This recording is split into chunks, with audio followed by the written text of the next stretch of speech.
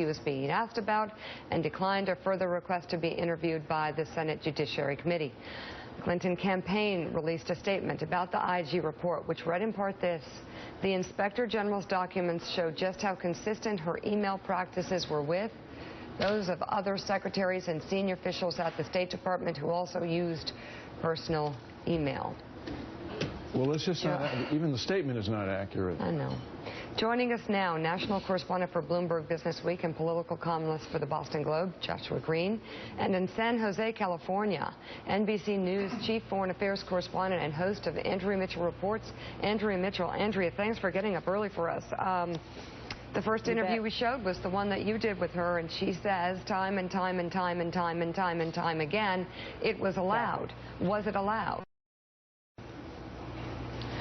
It was not allowed to not return those records before she left the State Department. She violated the Official Records Act, according to her own State Department IG appointed by President Obama.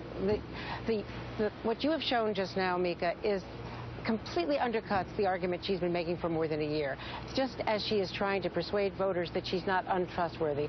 I think that the most surprising and in some ways shocking thing is their reaction, claiming that this is the same as what former secretaries did, the comparison they're making to Colin Powell. The facts are that Colin Powell was the first Secretary of State to ever use email. He used it specifically to try to launch the State Department into the new century and try to get people to communicate by email. He was using it as an example. He did use some personal emails. He didn't always separate them, but it was a completely above board. Everybody in the State Department knew what he was doing.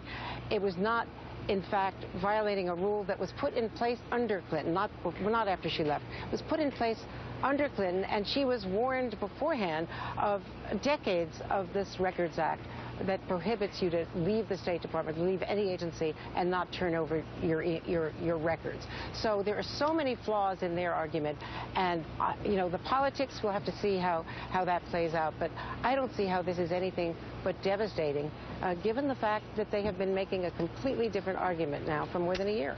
Yeah, the Clinton campaign, Josh, has long maintained the server was never breached, but the report tells of one incident when